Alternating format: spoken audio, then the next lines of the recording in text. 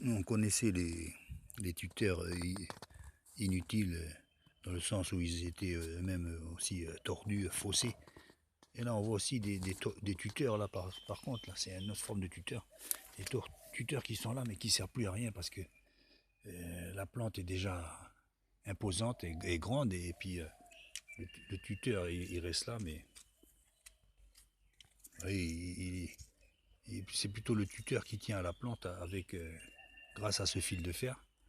Mais en fait, le tuteur ne sert plus à rien, mais il est là. Il est là. Donc, parallèle avec voilà, tous les tuteurs. Là, les tuteurs. Ils sont là, mais ils ne servent plus à rien parce que la plante a grandi. Donc, un parallèle biblique qui nous dit que dans les derniers temps, plus personne n'enseignera à son prochain parce que tous auront la connaissance de l'éternel et des choses de Dieu.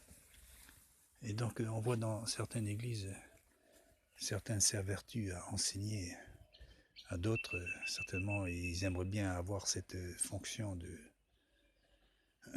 d'enseignant, mais je pense que bien souvent dans ces églises, on a plus besoin de partage, parce que chacun, si je pourrais dire, a enseigné à son prochain, dans le sens, chacun partage avec son prochain ses expériences, qui sont de fait des enseignements aussi.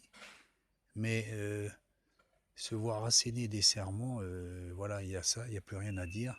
Circuler, il n'y a rien à voir. Non, c'est pas le but de l'Église. Qu'il y ait un seul qui enseigne.